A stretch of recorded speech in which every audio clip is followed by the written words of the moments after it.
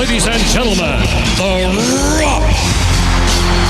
We want you to find your bags. The very bags you packed when you took football out of LA. Then we want you to empty your bags out.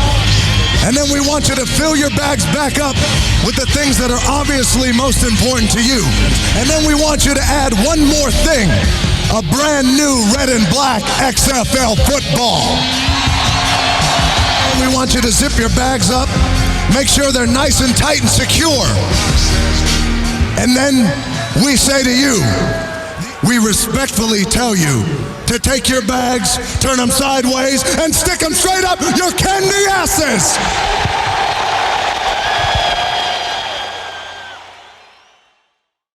Welcome to Jobbed Out, the wrestling editorial that reminds you that the XFL is the only league people talk about more when it's not in business than when it is in business, if you smell what The Rock is cooking. If you smell what The Rock is cooking. So a bit of a weird one for you this morning, Monday, August 3rd, as the XFL is alive once again. Third time's a charm, I guess. Thanks to a $15 million auction purchase by the world's most famous tooth fairy, Dwayne "The Rock" Johnson. I won't get too much into the backstory of it, but the XFL was abandoned after its initial season in 2001 due to expectations that were way too high. Restarted in 2020 and shut down when the rest of the world closed its doors due to the COVID pandemic, the XFL at the time was doing modest to good ratings and attendance actually, and we found out after the Chapter 11 bankruptcy filings that not only were they financially in better shape than they initially predicted, having lost no more than $50 million when they had budgeted to lose $375 million over 3 years, but that Vince McMahon, in a pretty dick move honestly, rather than actually invest the money that he claimed he was going to do as an owner, had actually been loaning money to his own company as a creditor so that if the league went bankrupt, he'd be repaid instead of being on the hook. And that's exactly what happened. Dick. The XFL is also being sued by its former commissioner and executives as they were told they were not performing to expectations, which statistically and verifiably is false. Presumably, Vince McMahon selling the league means The Rock and Redbird Capital are now on the hook for those very same legal issues. I haven't seen yet what percentage of the company The Rock and Redbird now own, but their split is 50-50. I think the most important thing right now is that Vince McMahon, and hopefully the WWE, are out of the football game. McMahon has been the heel character on TV for so long that I don't think he knows how to not be sort of a shithead in real life. And that it's kind of understated right now how he has screwed with people's lives this year.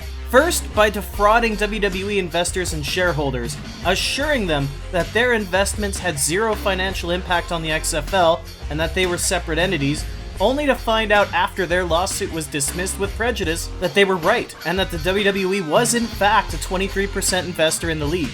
Secondly, by being the only wrestling promotion to throw wrestlers' job security out the window, firing or furloughing 2/3 of its roster and staff numbers rumored to be over 100, while other smaller, less financially stable companies did their best to keep everybody stable during a global pandemic.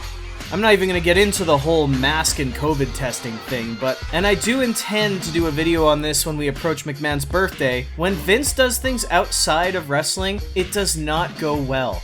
My hope is that he's out now. Wash your hands, retire. And I have a sneaking suspicion when things do start back up down the road, Fox and sponsors and fans and football players alike will all look at The Rock's name as more reputable and trustable than Vince McMahon's. Who knows? Maybe the lawsuit from Oliver Luck will even be dismissed. Maybe Luck returns to the league that he was quietly doing a very good job with, and they can prosper without bad ownership intervening. Though I would 100% not be surprised if McMahon finds a way to dip his toes into that pool again sometime. But what do you think of today's news about The Rock buying the XFL? What can he and the new ownership contribute to a league both built and destroyed by Vince McMahon in the same year? Were you watching the XFL games before the lockdown? And what do you want to see changed if and when the XFL relaunches? Is there even going to be a third launch? Let me know what you think in the comments and be sure to subscribe to the channel for more because I want you to be a part of this conversation too. For now though, I better get my shoulders off the mat, so thank you for tuning in to Jobbed Out. I'll catch you next time.